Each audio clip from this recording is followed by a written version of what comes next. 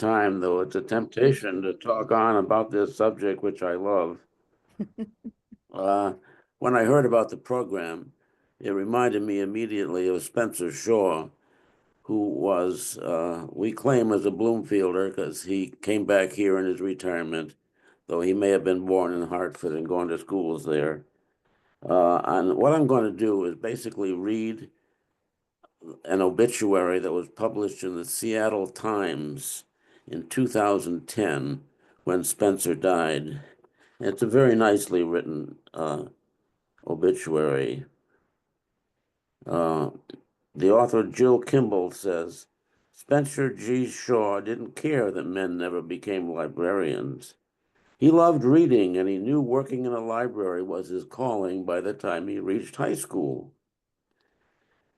As a teenager, he told a school counselor his dreams of going to college. Now, he was born in 1916.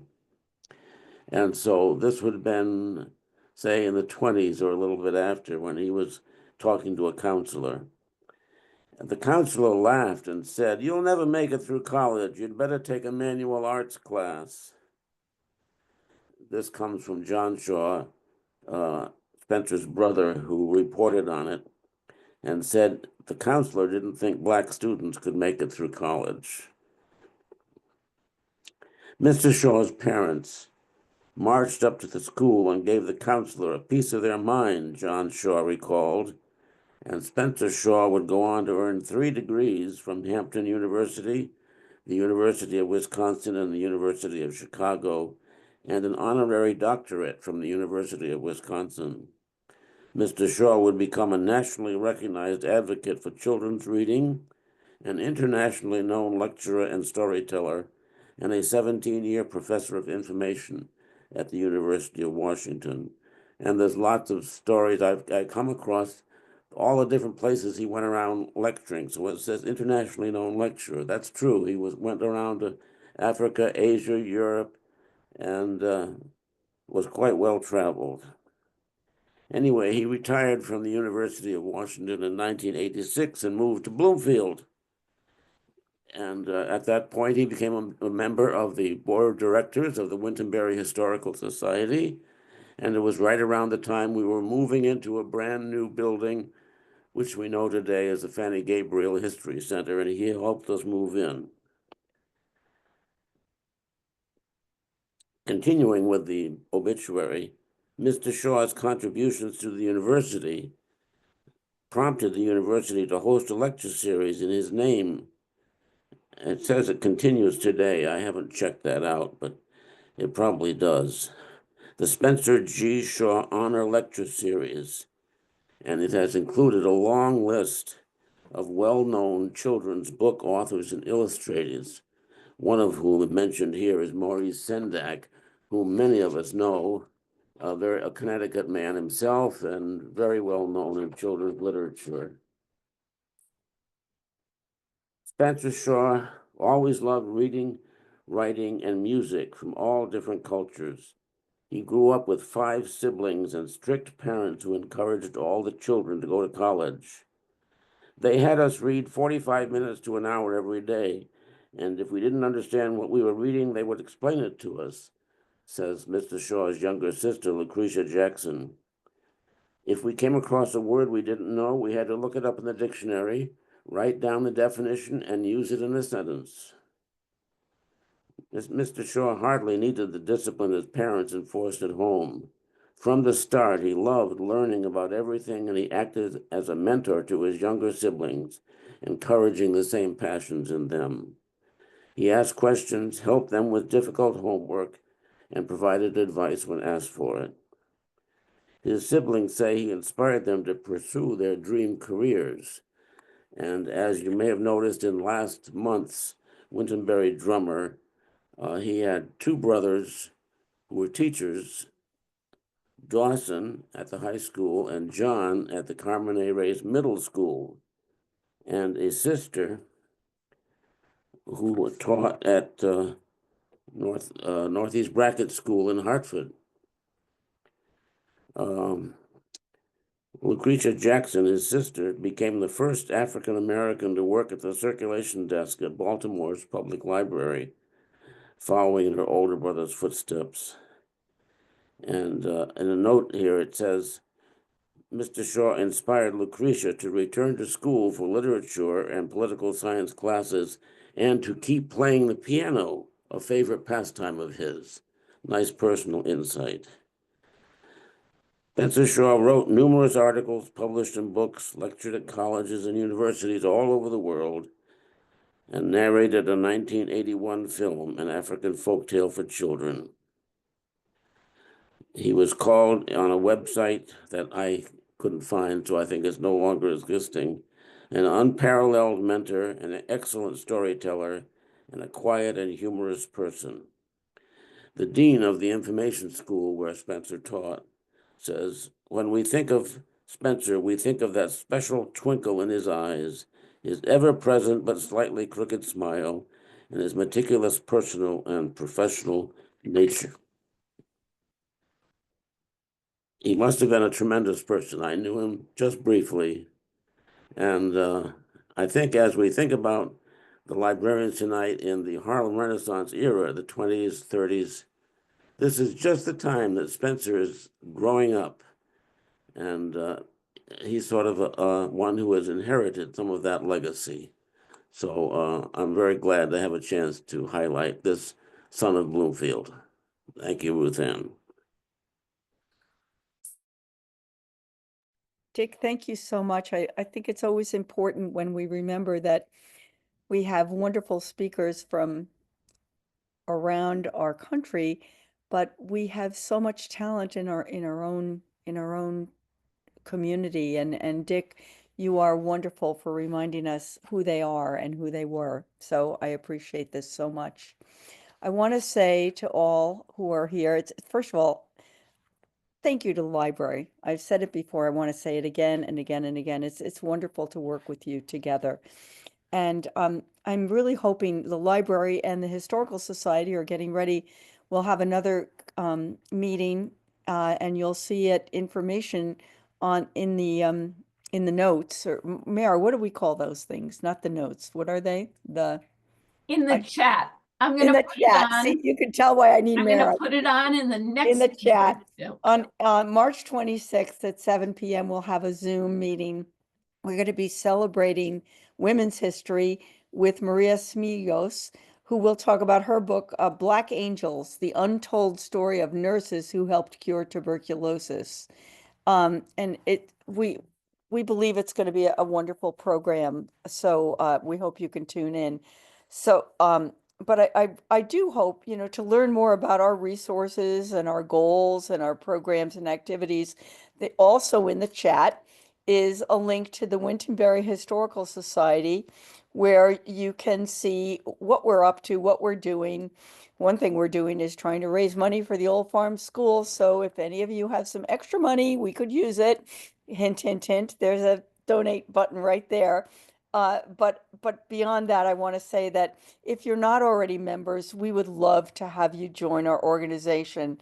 Uh, it's just if you could consider supporting our efforts by joining us. These programs are always free, and we want them to be free, but it takes money and it takes support from all of you to help these things happen. So if you find it in your hearts to join us, we would love it. There's information about how to join. And of course, we don't just need your money, we need you, because we really do believe that the more hearts and minds we have going into these decisions, the better the group will be. And we would love to have you be part of our organization. So thanks for considering that. But right now, we are really here to celebrate Laura Helton. And Laura, we're just so happy that you're here. This summer, when I was reading the New York Times, as I do each morning, I read an amazing article. It was called New York's First Black Librarians Changed the Way We Read: How the Women Who Ran Libraries During the Harlem Renaissance Built Collections and, just as important, communities of writers and readers. Was written by Jennifer Schlesser, I think is the way I say her name. terrific writer for the New York Times. And I thought, oh, we need this program. So I wrote to Jennifer, and she was kind enough to write back to me and said, you don't need me. You need Laura Helton. She's the person who really, she knows what's going on. And then I wrote to Laura, told her about our community, and she was wonderful about getting right back to us. And she's done such good work, such important work. And I have to confess, when I read that article, I knew nothing. I knew nothing at all about this. So I thank you for your research. Just to let you folks know a little bit about Laura, she holds a joint appointment with the Department of History at the University of Delaware. She specializes in American literature and history of the 20th century, and with an emphasis on African American print culture and public humanities.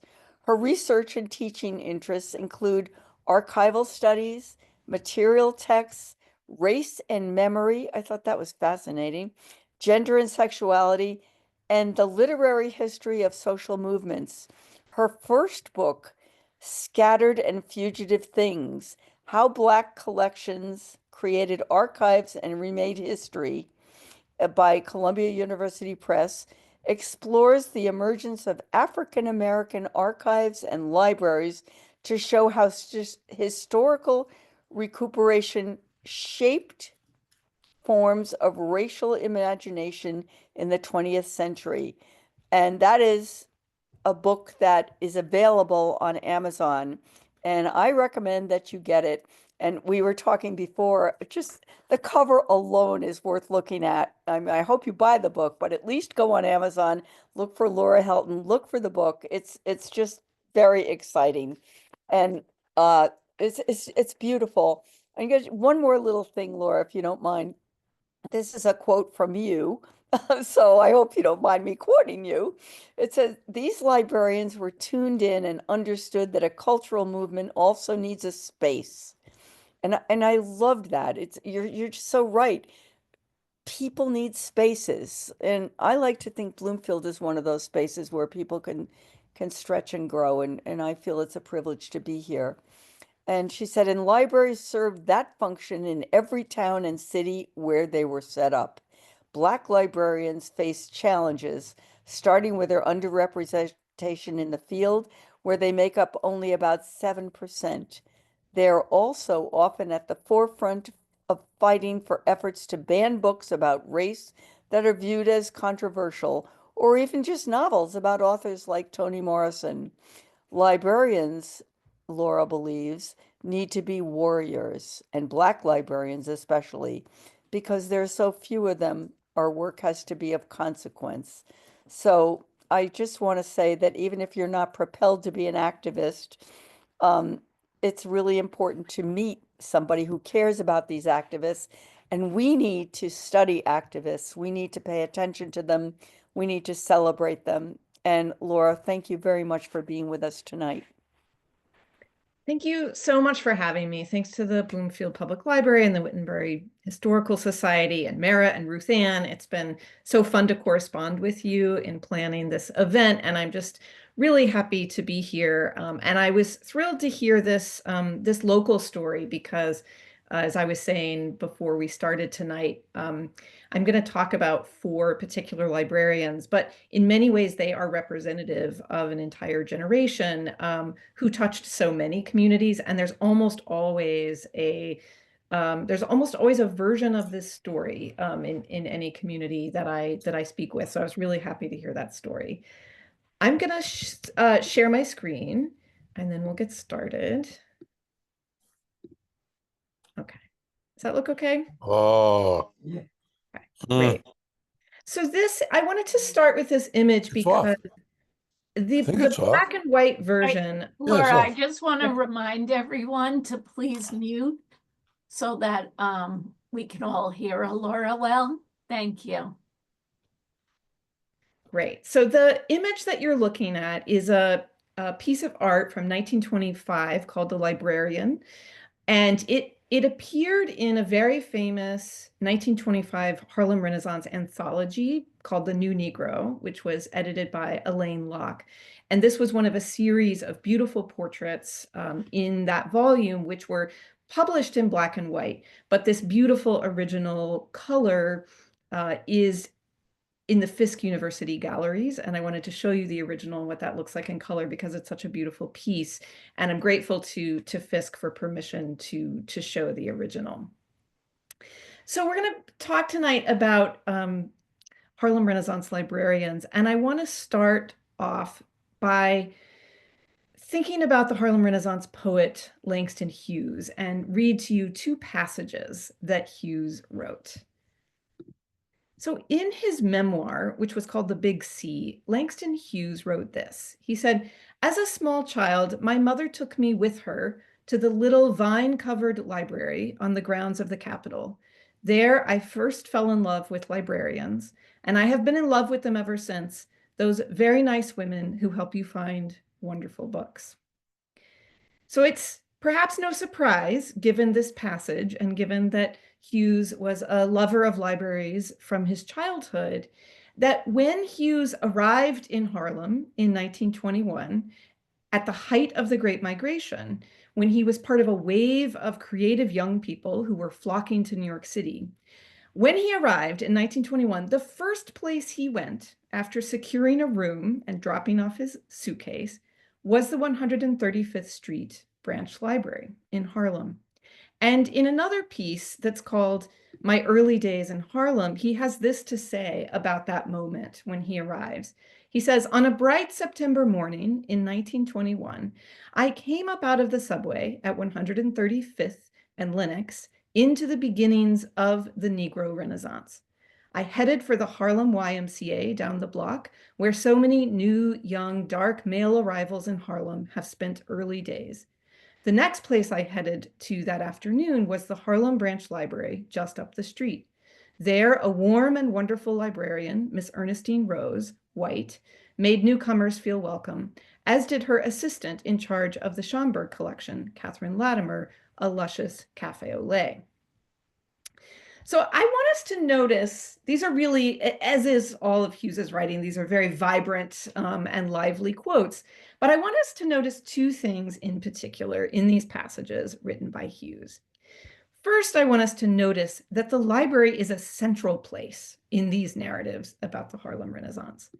When Hughes arrived in Harlem, he joined a group of writers, including the poets Countee Cullen and Claude McKay, who turned the 105th Street Branch Library into an unofficial headquarters for their creative pursuits.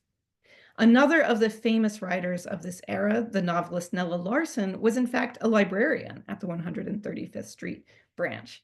And as the writer Arthur Davis recalled later, he said, "An often overlooked influence on the New Negro Renaissance was the 135th Street Branch of the New York Public Library. There you found exhibitions of African art, as well as the work of young Negro American painters and sculptors." And Davis continues, he says, "You could go on certain evenings to the library and hear young poets read or discuss their work, hear lectures on current issues, or see a group of one-act plays produced by some community group. Attached to the branch as a kind of unofficial lecturer in residence was Hubert Harrison, the dean of the Harlem Street Orators." So that's Arthur Davis's memory of the library as this cultural center in Harlem. And you see in those passages how important the space of the library was. In fact, the historian David Levering Lewis wrote that the intellectual pulse of Harlem throbbed at the 135th Street Branch Library. So that's the first thing I want us to notice in Hughes's passages, is the centrality of the library to the Renaissance. But the second thing I want us to notice in these passages is the way Hughes uses gendered language to talk about the library. When Hughes talks about librarians in those two passages, he refers specifically to women, and he describes them in ways that draw on feminine stereotypes.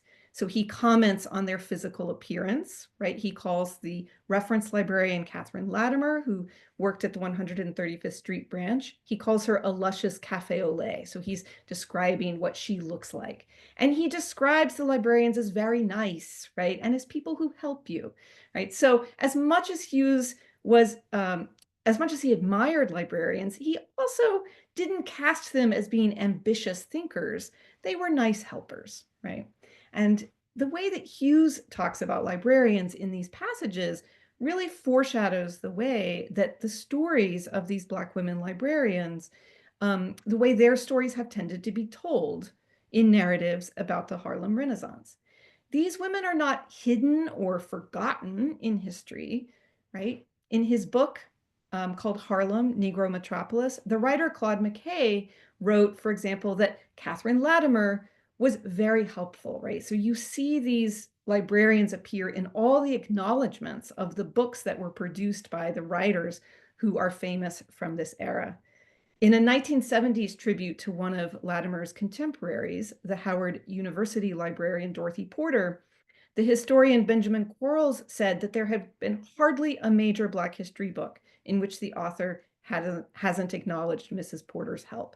So these librarians, again, they're not absent or forgotten about. They're there, they're thanked, they're admired, but while they are present in these acknowledgments, they're kind of relatively passive. Again, they're kind of thanked for being very nice and for their help, right? These are the figures who help other people think and create and write, but they're not portrayed as writers or intellectuals themselves. So tonight I want to shift that framing for us, and I want to talk about 4 women and put them at the center of Black intellectual history instead of being off to the side. And so I'm going to talk about all 4 of the women that you see pictured here. But before I do that, I want to set the stage a bit by talking more broadly about the kinds of libraries and collections where these 4 women worked. All of them were part of building the first set of special collections in the United States that were dedicated to documenting African American life and history. A century ago, so we're talking about the years roughly between 1910 and 1950, a remarkable set of library and archival collections for the study of Black life emerged. This was a period when generations of Black memory work kind of came together in a moment of institution building. So it's not the first time that there are people writing about or caring about or preserving Black history, right? That had been happening since the 19th century and the late 18th century. But this was a moment in the early 20th century when all of those traditions of preserving Black history found institutional homes, right? These became permanent collections in public spaces. So in the great libraries of the North, in small repositories in the South, and across the campuses of HBCUs, or historically Black colleges and universities, you have this cohort of librarians, book collectors, scrapbook makers, who were salvaging records, opening their collections to readers, and really casting preservation of Black history as a political act. So there's a number of remarkable collections that all have their roots in this one period about a century ago. Now, the most famous of these collections, and most of you are in Connecticut, you're close to New York City, so some of you will be familiar with this institution. The most famous of the collections from this period is the same library that Langston Hughes is describing in those passages I started with, the 135th Street Branch Library, which in 1925 became the very first public library in the US to create a reference collection specifically for the study of Black life and history. So that began in 1925. And a year later, in 1926, that reference collection grew exponentially when the New York Public Library, through a grant from the Carnegie Corporation, acquired the private library of the figure you see here, Arturo, or Arthur Schomburg. Now, Schomburg was born in Puerto Rico in 1874, and he's probably the African diaspora's most famous bibliophile. If you've heard of any of the folks that I write about in my book, it's probably Schomburg that you've heard of. Schomburg spent decades amassing any book, any pamphlet, any manuscript or piece of art that he could find that would showcase the history and the achievements of African people and the African diaspora in Europe and the Americas. The collection that Schomburg seeded then, the collection that he began, is now known as the Schomburg Center for Research in Black Culture, and it still sits at that corner that Langston Hughes is talking about, the corner of 135th Street and Lenox Avenue, which is now called Malcolm X Boulevard. This is what it looks like now, and it's now a global research center, which is home to over 11 million items. Now, while this collection is named to honor Schomburg, it was Catherine Latimer who was its first reference librarian, a role that she served in for 23 years. And this is a picture of Catherine Latimer here. So she's the first of the 4 librarians I want to talk about. Now, like most librarians of her day, and maybe still in our own moment, Catherine Latimer did not leave behind memoirs, diaries, or manifestos about her work, right? There's very little correspondence written by her left in the library's institutional archive. But we can look to the tools that she created to understand the ideas that she put into action. And really, that's a core part of the work that I do in my book. I turn to what the historian Antoinette Burton has called the backstage of archives.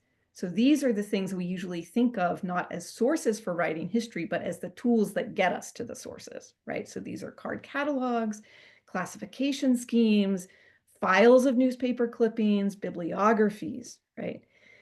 These all were once essential conduits to knowledge, and most of us here in this space will remember using these kinds of tools, right, in the libraries before the digital age.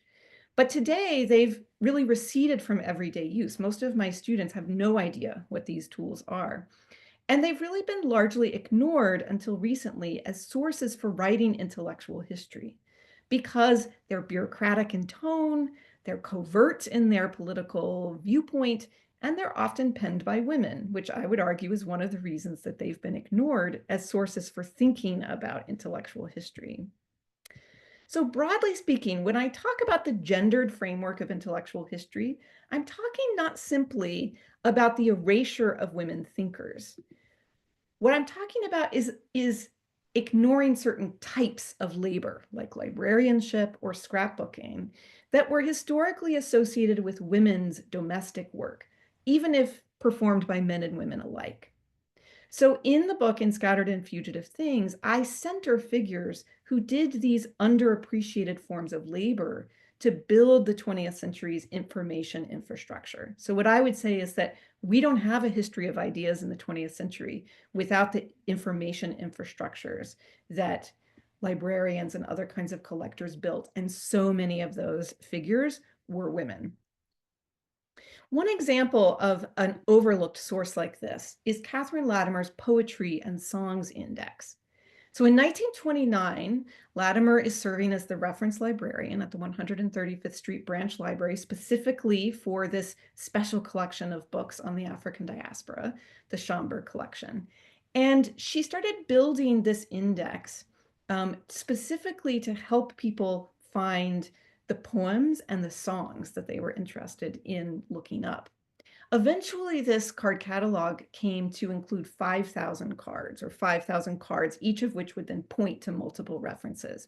And Latimer's index was the first and most sustained effort to try to organize access to Black poetry and lyrics before the era of Black studies. Now, Latimer had wanted to publish a bibliography of Black poetry, to kind of publish this in book form. But as was so often the case in this period, the mainstream reference publishers told her, there's no audience for a reference book on Black poetry or other kinds of Black culture. That was a kind of obstacle that Latimer faced throughout her career. So Latimer created this card catalog to serve the readers and the listeners who came into the Schomburg collection wanting to do research on music or to find a particular poem that they remembered, but they didn't know where to find the full version. In our era now, where we have online search and streaming services for music, it can be hard to understand what was important about this kind of modest card catalog. But remember that card catalogs were once the new media of their day. They were the databases of the early 20th century. The Harlem Renaissance had spawned new and prolific experiments in poetry and music, but much of that poetry and music was hard to find, right? Much of it was published in magazines and for example, or you might have a poet who didn't have a full book of poetry, but had published individual poems in various collections. It could be a bit ephemeral. It was hard to find, right? How did you search for a single poem or song if you didn't know where it had been published or which album it had been recorded on? So Latimer created a way to preserve the record of this flowering of Black culture and poetry that was happening in the Harlem Renaissance. So in the space of the library, she created a space that welcomed in the poets like Hughes, but she also treated their work as worthy of study. She created the tools that would help other people find and study their work. Now, the Schomburg collection was, as I said, the first collection of its kind in a public library in the United States. But there was similar work unfolding across the country, and much of that work took place in small Southern branch libraries at the height of the Jim Crow era, when Black women librarians really had to take risks to make Black history and literature available to readers. And so that takes us to the second of these figures I want to talk about tonight, Virginia Lee. So Virginia Lee graduated from the Hampton Institute in 1928. And at the time, the Hampton Institute, what is now Hampton University, was the only place that provided a training program for Black students who wanted to become librarians. They couldn't attend any of the other library training schools in the segregated South. When Lee graduated from Hampton, she then returned to her hometown, to Roanoke, Virginia, and became the librarian of the tiny Gainsborough Library. The Gainsborough Library was known as Roanoke's, quote, colored branch, and it was the only place in the city that was open to African-American readers. The very existence of this library, and this is a story that's true of so many small Southern towns, the existence of the library was the product of community organizing. Because when the city of Roanoke proposed to build its first public library in 1920, the city didn't initially make any plans for Black citizens to have access to a library. They were just going to build one library, and it was going to be for whites only. It was only after an extensive campaign in the community that the residents of the Gainsborough neighborhood forced the city of Roanoke to live up to its separate but equal rhetoric. Basically, they said, look, if you're going to insist on racial segregation, you're going to have to pay for not one, but two libraries. And that was the genesis of the Gainsborough Library. When Lee became Gainsborough's librarian, she continued this tradition of community organizing. She worked to expand the library's small collection of works on Black history and literature. So she worked with Sarah Brown, who was the principal of the Gilmer School, and with Reverend James of First Baptist Church. And together they formed a committee to build this very small special collection.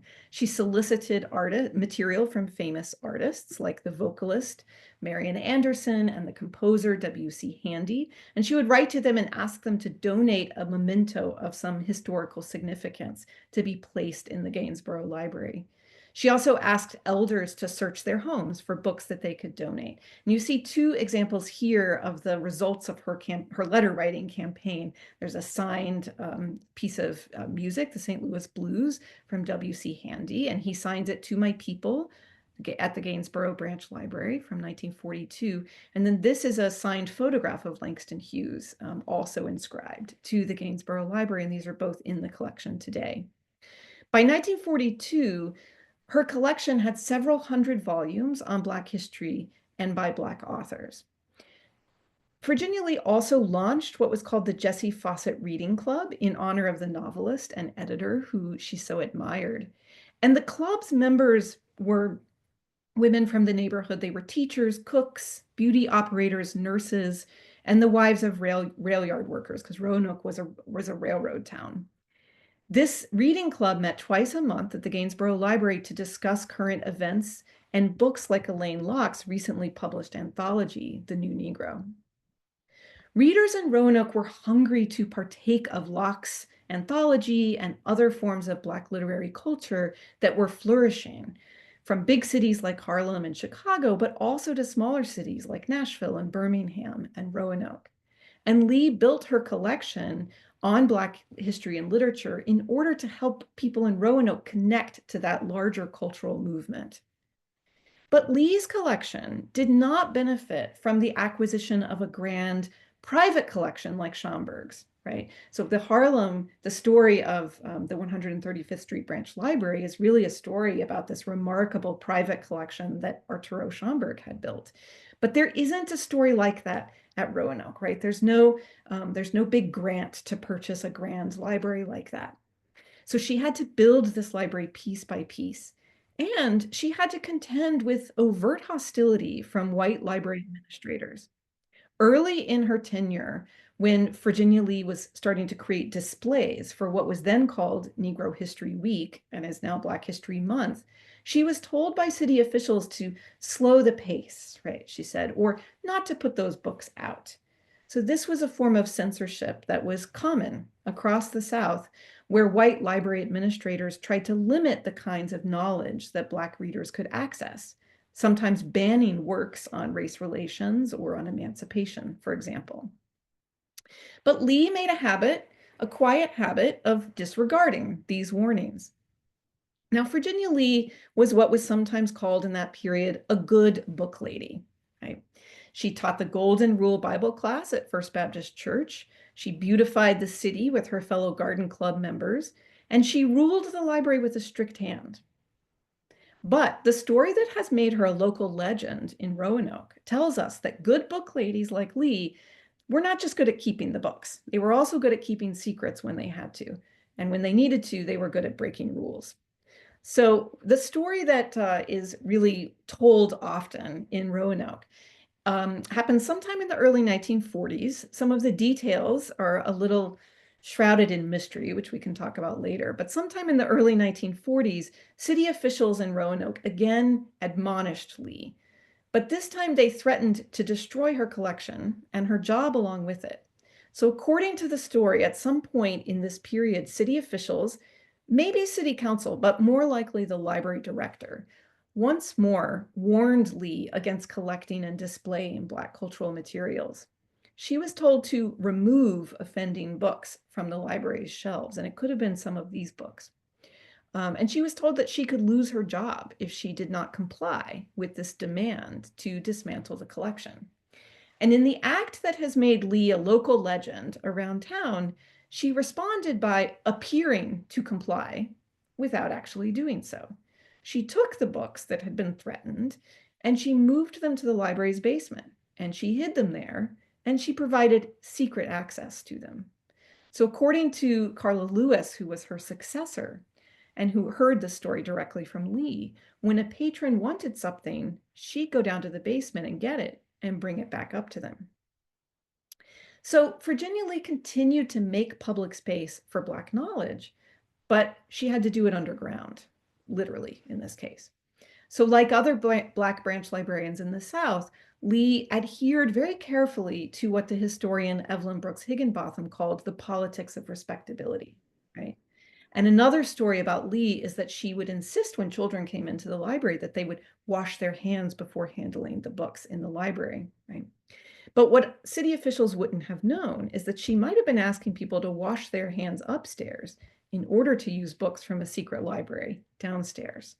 And it's really the same reverence toward books that caused her to reprimand young readers that underlined her determination to save those books from destruction, right? She really had this respect for these hard-won materials that she had brought together in this Black history collection, and she wanted them to be treated with respect, and she was also going to do everything she had to do to protect those books. And she knew that protecting the collection entailed risk, but she held firm, and she said, if it was going to cost me my job, that's the way it would have to be. And this story really places Virginia Lee in a long lineage of Black undergrounds, or what the poet Kevin Young calls the hiding tradition in African American history. So Lee kept the books in this kind of basement exile, as a local newspaper columnist called it, until the threat subsided. And she kept on collecting, so that by 1982, the collection had grown a great deal, and it was officially named in her honor. So this is the room, this is her portrait hanging in the room where the collection is today, and it's known as the Virginia Y. Lee African American History Collection. So Virginia Lee had to fight for physical access to books, But the third person I want to talk about, Dorothy Porter, was really waging a different kind of battle. And that was a battle for intellectual access to books. So this is a photograph, a beautiful photograph by Carl Van Vechten of the librarian Dorothy Porter. Later in her life, she went by the name Dorothy Porter Wesley. But I'll call her Porter because for most of her professional career, that was the name that she used. So Porter was appointed curator of Howard University's Africana collection, which was known as the Moreland Foundation in 1930. So these are all women active at the same moment in time. And Porter's job was to organize about 6 decades worth of Black historical material that had been accumulating in the library at Howard University since it was founded in 1867. And these materials included a very significant donation of materials from a Howard alum named Jesse Moreland, which is why it was known as the Moreland Foundation. He was a YMCA secretary and a bibliophile like Schomburg. And he had amassed about 3,000 books, pictures, statuary, papers that were on Black history and particularly on the history of slavery, and had donated them to Howard. And so Porter's assignment was to turn these materials into a formal collection, to create a special collection for these materials with a dedicated reading room for students and faculty, and also for teachers from the community to come in and use when they were planning Negro History Week events. But soon, Porter started receiving reference queries from all over the world, not just from students or faculty at Howard or community members, but really from all over the place. She said it was a constant demand. And the reason that these queries were coming to Howard, and this is a picture of the Founders Library at Howard, the reason that these queries were coming to Porter was because very few other libraries in the United States could answer or really even understand the questions. Most libraries in the United States at this time did not explicitly collect Black history. And this was something that had really echoed it was part of the reason why the young Arturo Schomburg had started collecting in the first place. The story goes that in Puerto Rico, when he was a boy in the 1880s, he had asked his teacher to talk about Black history, and the teacher said, "The Negro has no history." And that was really a negation that fueled Schomburg to spend his life proving otherwise. And so this was something that was playing out in libraries everywhere across the United States, was just a disregard of not paying attention to Black history or culture. But even those institutions that were preserving Black material, including the Library of Congress and most HBCUs, often lacked systems for organizing and locating the materials that they had. So when Porter took on this new role at Howard, Howard became the first HBCU with a full-time curator for Africana materials. So Porter really saw her responsibility as not just to the readers and students at Howard, but really to this broader network, right? She would become a curator not just of Howard's holdings, but really of Black materials everywhere. Now, like the other women I've been talking about who entered the library profession in the 1920s, Porter was trained to catalog, classify, and really declutter a world of information. But the prevailing information systems that were used in libraries in this period faltered in the face of Black print culture. Porter and her colleagues inherited classification systems that really treated Blackness as kind of not the site of a proliferation of knowledge, but really of not much knowledge at all, that kind of ignored or misfiled Black knowledge. So, for example, the authority lists of authors that were used by catalogers to standardize their data excluded a lot of Black authors. The subject headings and the classification schemes that were used to organize books often omitted or misfiled Black topics. And so Porter's predecessors at Howard, even in the 1910s, had written that no library in the country has a classification suitable for our purpose. There just really weren't systems for organizing the kind of libraries that were coming together in this period at Howard, in Harlem, at Virginia Lee's library. And so while Porter's colleagues elsewhere waged battle over physical access to Black books, Porter was really confronting a different dilemma, and that was the dilemma of intellectual access. How do you help people find Black print when so little of it had been adequately described and cataloged? So Porter said, this is a quote from her, she said, "I believe that materials on the Negro are to be found in every university and every public library, in every historical society, and in every county and state library in this country." But she knew that it wasn't always easy to find it, even though it was there. So she set out to be a systems builder. She was going to create new systems for locating those materials, even if they were kind of hidden from view. But what she really had to do first was re-envision Black information as a site of abundance. Where others had thought it was absent, she was going to recognize it as abundant. And then she had to design tools to manage that abundance. So to do that, she invented what I call wayward classifications. She took apart the rules she had learned in library school and had to then put them back together in a way that would create kind of capacious knowledge systems for organizing a Black library. Now, the part of Porter's story that's best known is her battle with the Dewey Decimal Classification, which was then used to classify Howard's collection. The Dewey Decimal System is still in use in most public libraries, but not in most university libraries now. But at the time, it was used in both. And in the 1930s, the Dewey Decimal Classification kind of put most works on Black subjects into just one of two categories. So there was the classification number 326. That was the number for the history of slavery.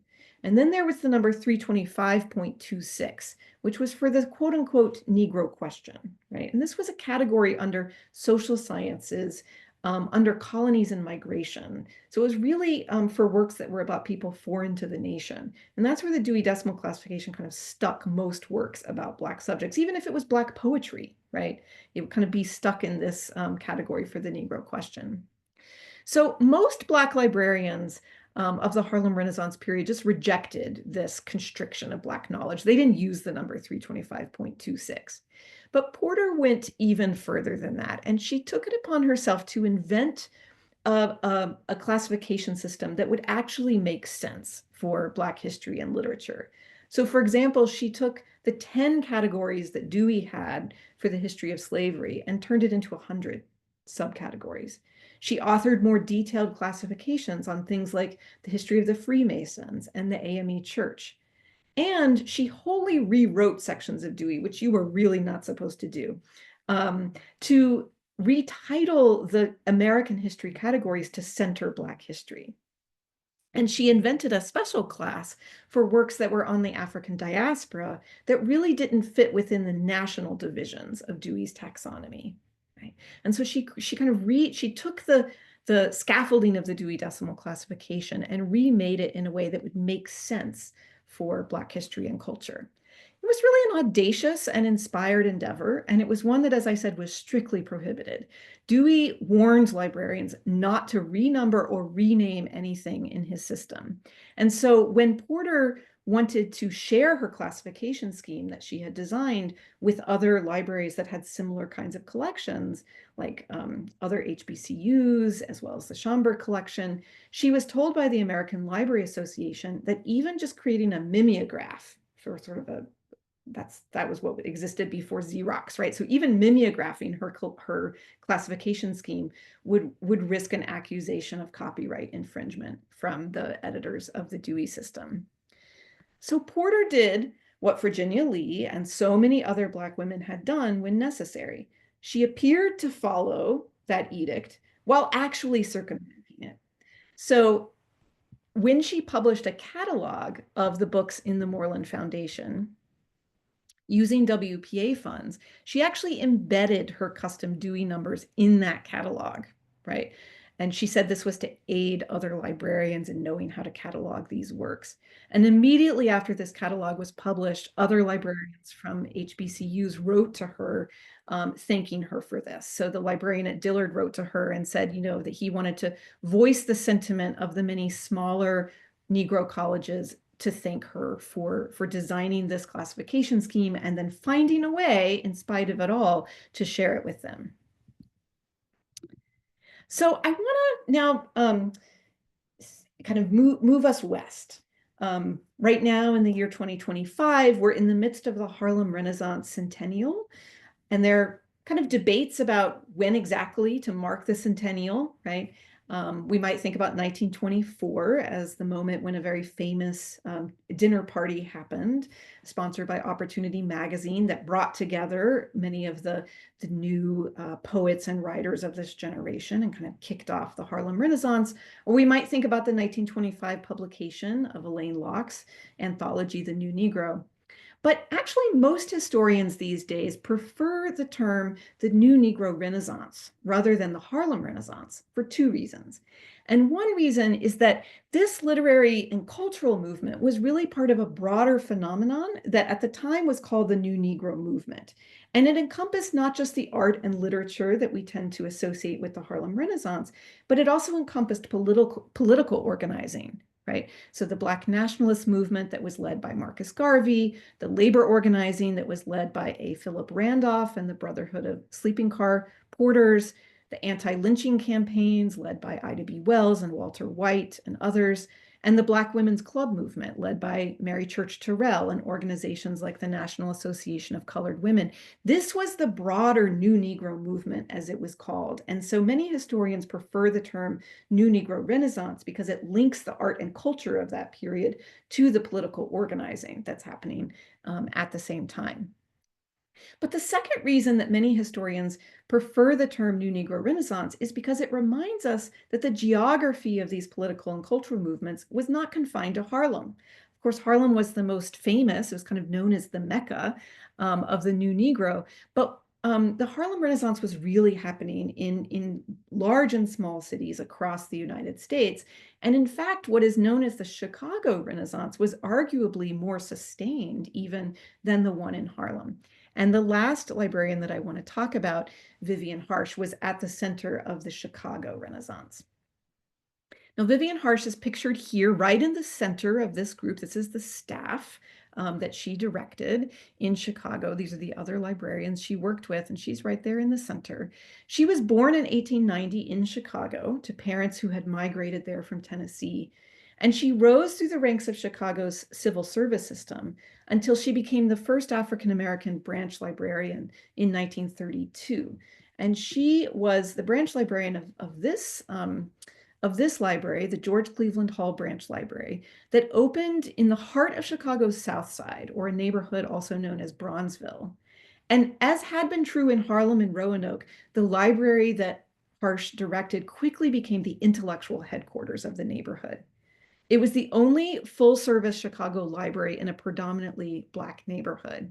And it owed its legacy, it owed its existence to a legacy of Black organizing. So it echoes that story that I told you about Roanoke, Virginia. It was named after George Cleveland Hall, who had campaigned for the library. And when it opened, it contained 100 books that had been gifted by the family of Charles Bentley, who was a founder of what became the NAACP. And Bentley's books formed the very beginning of what came to be called the Special Collection on the History and Literature of the Negro that Vivian Harsh built at the Hall Branch Library. So the Hall Branch really became the second public library in the US to prominently feature a special collection on Black life and letters. And so the collection made the Hall Branch a literary hub and the South Side's research center. For decades, Harsh convened what was called the Book Review and Lecture Forum. And it was, a series of readings that would happen every month. And many soon-to-be famous writers got their start in the Book Review and Lecture Forum that Harsh organized, including Gwendolyn Brooks, who's pictured here with Langston Hughes. Margaret Walker also did some of her earliest readings in this forum.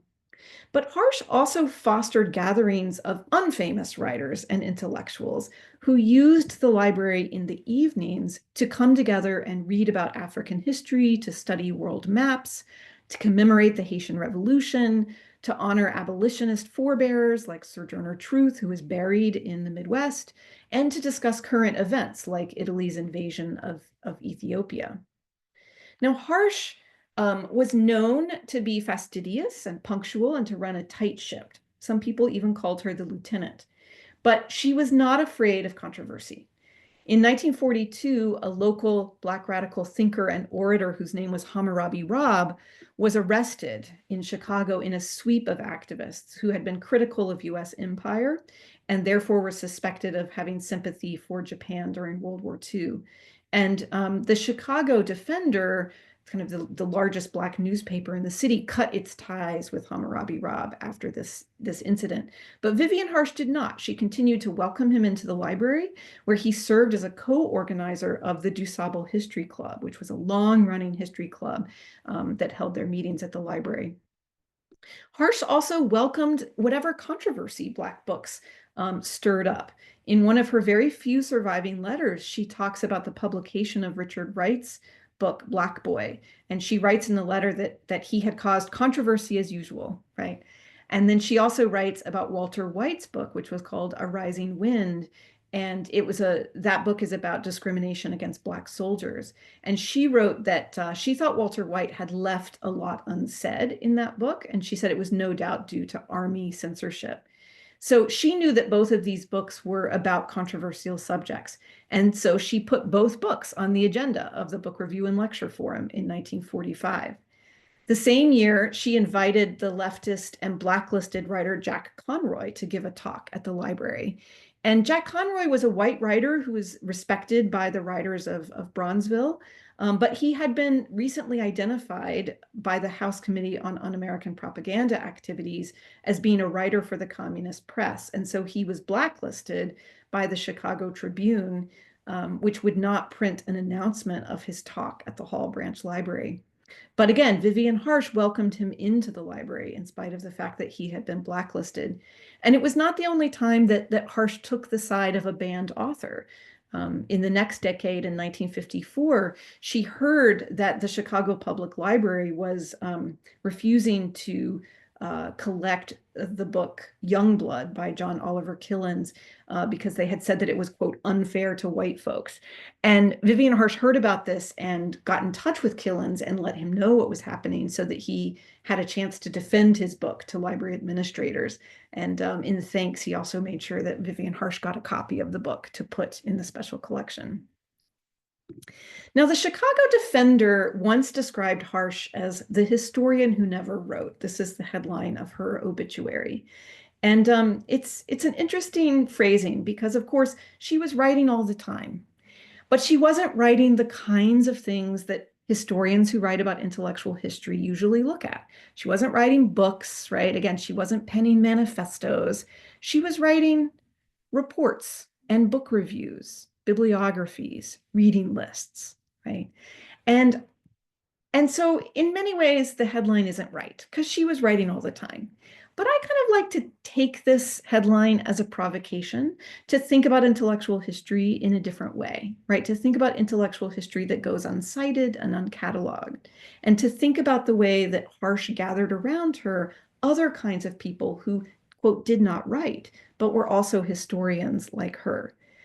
Like Harsh, most of the Chicagoans who came to the library weren't writers, but they nevertheless were part of the history of Black ideas. In the space of the library, they turned the Hall Branch into a literary salon, into an exhibition site, and into a community archive. It served as an informal space for Black intellectual work, where people who had other jobs, people who were teachers or mail carriers or hairstylists, came in the evening or on the weekend to read and theorize Black literature and history. So I like to think of that idea of the historian who never wrote as a way of actually broadening our sense of who belongs to the history of ideas.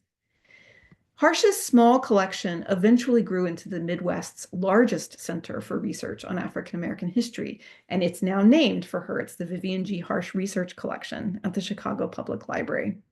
But the story of the Hall Branch's early years reminds us that these collections, all the ones I've been talking about in Roanoke, in DC, in New York, and Chicago, they didn't come into being simply to be storehouses of the past, waiting for future researchers from another generation to come and use their archives. These collections were really alive in the present. They meant something to the generations who built them because they were spaces where people could come together to take intellectual risks, to do political organizing, and to create new ideas.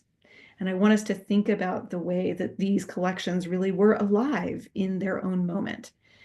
And I also think that what I want to end on is to have us think about what lessons these stories have for our own moment. Because for the past few years, and seemingly more so by the day, we're in another moment of repression of Black history. And so as these founding repositories that I've been talking about pass their centennial mark, Black history still faces threats in book bans and legislation that exiles it from school curricula. This is a headline just from last week about the Department of Defense removing books on slavery and civil rights from shelves at Department of Defense run schools on military bases in the US. And so I think we really need to honor, but also emulate the example of these women and their contemporaries, because they exercised a real commitment to fight for public access to Black history. Virginia Lee took risks to protect her collection from the threat of destruction. Dorothy Porter intervened in information systems that were hiding Black history from view. Vivian Harsh and Latimer created and protected community spaces that valued, right, all kinds of seekers after knowledge, as Harsh called them. And they created autonomous spaces for people to explore ideas where what they thought about and what they talked about wouldn't be dictated by the rules of what could be studied in school or published by the government printing office. Harsh really sustained a community forum that was not afraid of controversial books. And when authors were blacklisted, she invited them anyway. So I think those are all practices that we're going to need to exercise again today in order to honor the tradition that was started by these Harlem Renaissance librarians and by the founders of Black History Month. So I'm going to stop there, and I look forward to your questions and stories and comments. Laura, thank you very much. I learned so much. What a timely and informative talk. It's now time for us to take questions. So if you have a question, you can unmute, or you can put a question in the chat, and hopefully we'll get some good questions.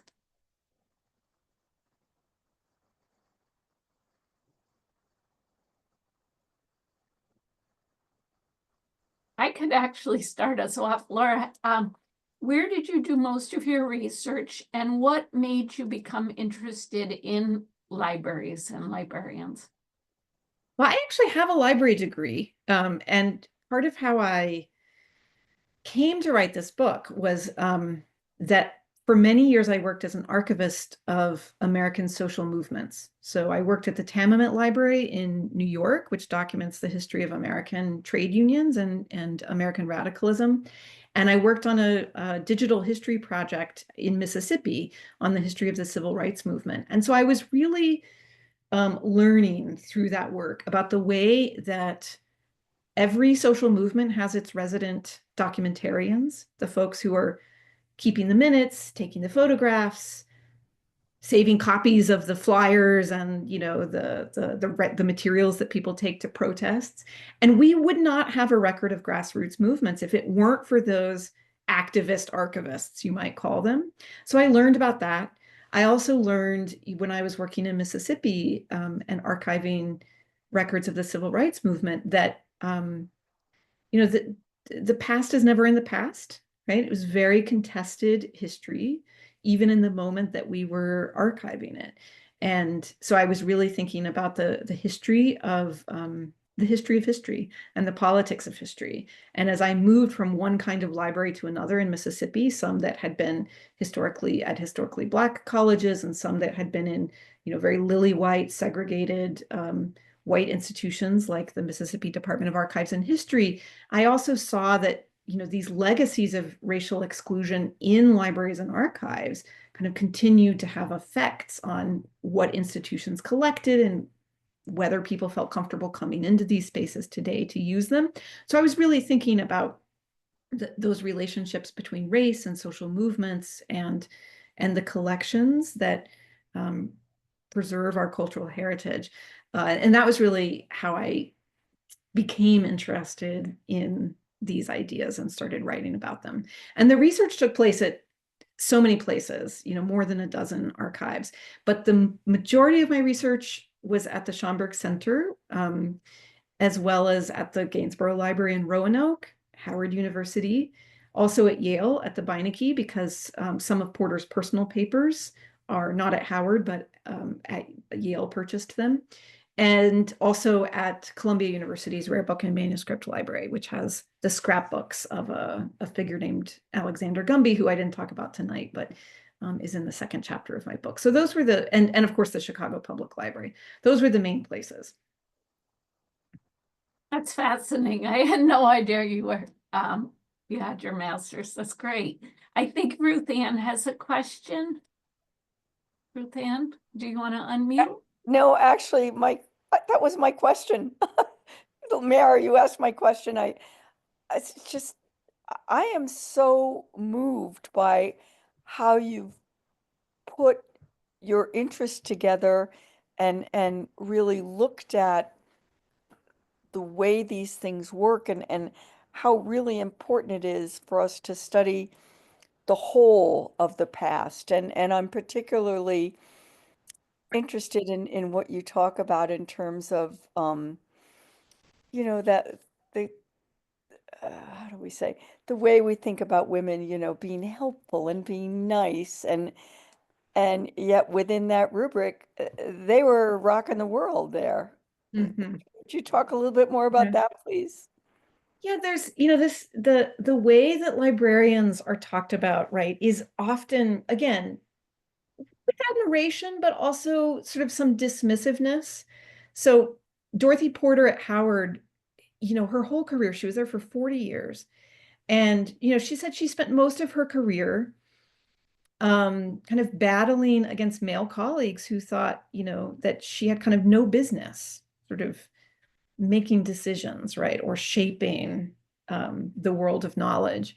And she had a colleague, very famous writer, the dean, Kelly Miller, who, once said that, he thought librarians really just, dusted the shelves and, kept things organized. And it really does, when I read that, I realized, this is all comes back to the way that the work of librarianship is often cast as related to women's domestic labor, right? It's about dusting, right? And keeping things organized. But really, like, if you get down to the root of what that labor is about, right? How do you find things, right? If there isn't a system for organizing it, right? How do you keep a collection? How do you keep things usable, right? If you're not, quote unquote, dusting them, right? Which I really think of as a way of not about literal dust, right? But about how to keep the collection current and alive and responsive to the needs of a community, right?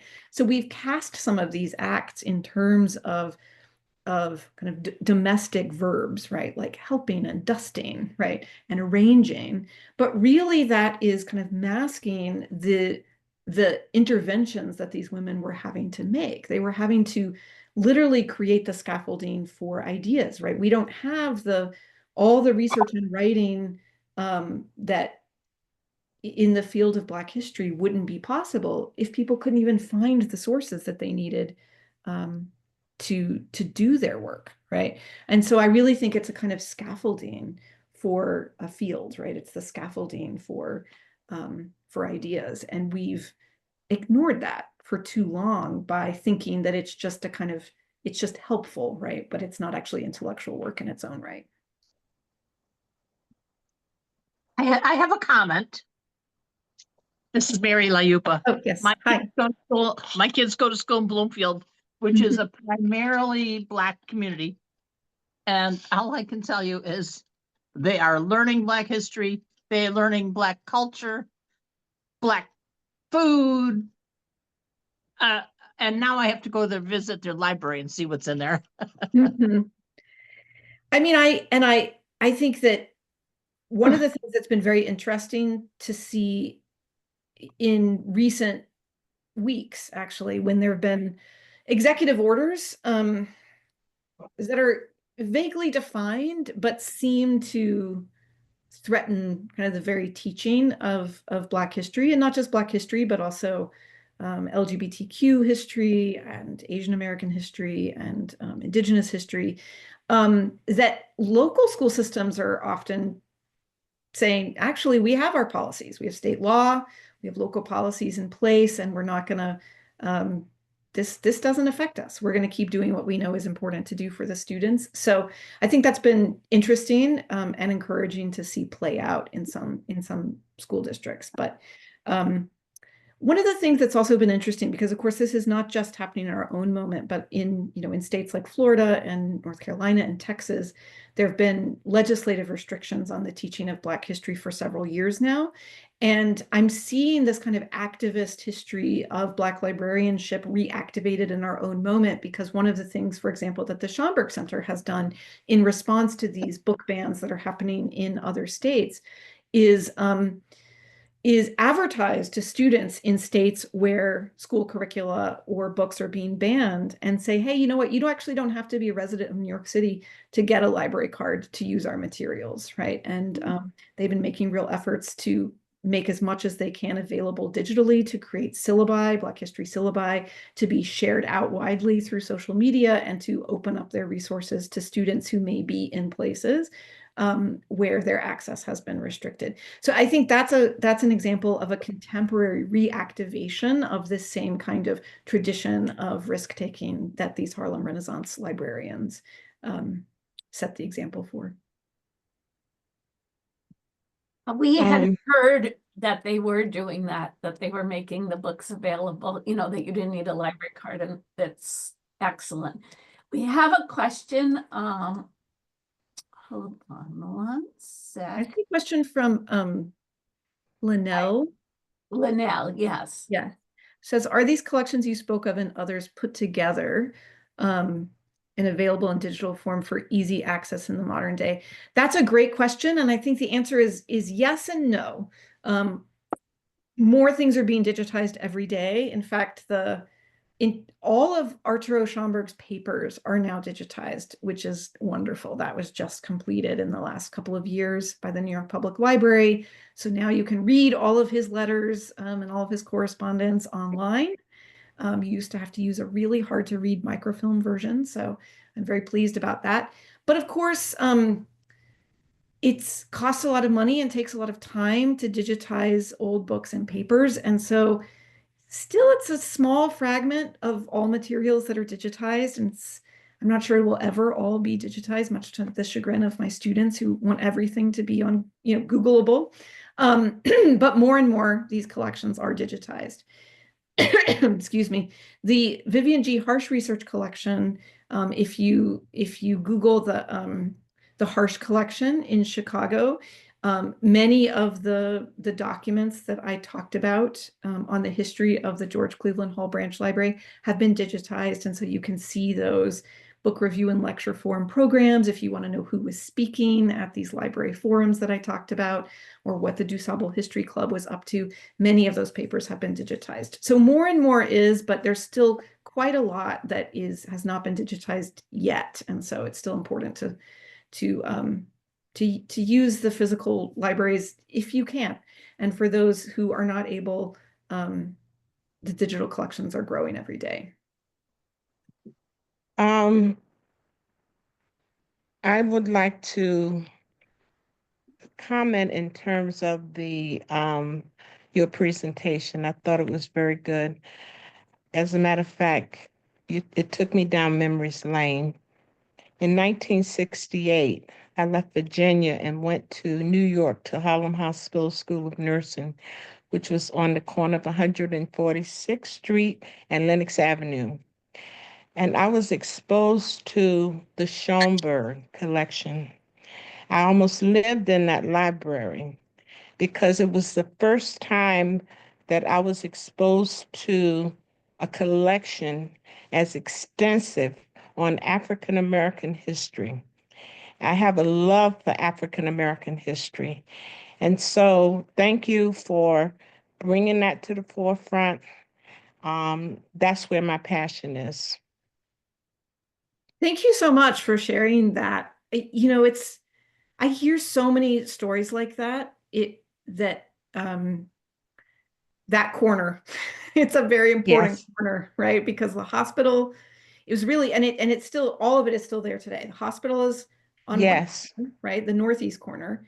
Across the street, northwest corner is the Schomburg Center. Just half a block down is the YMCA, yes. which was also a That's where cultural center. Langston So it's Hughes really lived. important space. Yeah. That's right. And right up the hill is City College.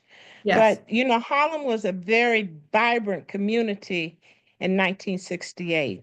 It was sort of like the epicenter of the Black culture and everything that was going on through the civil rights movement and everything. And, it drew me to that area because I wanted to know more about myself, my history, my ancestors. And so, it's very dear to me. Now, that corner was not that corner the way it is now in 68. The library was sort of in the block of 136th Street, Mhm. and there were like storefronts on the lower level, on the bottom level, and apartments on the top on Lenox Avenue. But, it grew, and it's the center that it is today.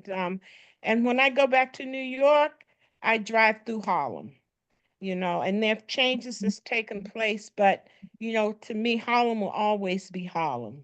Mhm. It's possible that you met, when you were there, a woman named Jean Blackwell Hudson. I don't know if you probably crossed paths with her, but she was the director of the Schomburg collection in that period. And she was the one who fought to get the building built that's there now, Yes. right? Mm-hmm. So what you're talking about on 135th Street is now the County Cullen branch. And now the Schomburg Center takes up the whole block on Lenox Avenue. Yes. And it was really Jean Blackwell Hudson who fought for that, because by the time you're talking about, by the late 60s, the collection was just had totally outgrown the space. And Yes. it was it needed a better space to be stored in, and for more space for researchers, and the city didn't give it the attention that it needed. And Jean Blackwell Hudson just went on a campaign to Yes. raise the money Yes. for that. Yeah. Yeah, I left New York in the early 80s Mm-hmm. and moved to Connecticut. But and our paths probably crossed, but it was just so long ago, and it was like a center of intellectual thought and discussion. And so, I met a lot of people during that time, and so I probably, our paths probably crossed. I imagine they did. And there's another comment in the chat about someone saying that they attended undergrad at Howard and researched at Moreland Spingarn, and I appreciate that story too. And I think it goes to show again that these are spaces. They're not just spaces for quote unquote scholars, right, or famous authors to use. I mean, these are really spaces that so many people have been shaped by. That's right. In one way or another. And I think I really appreciate both of these stories because they bring the stories I was telling into later decades, right? Because these institutions are still doing this work.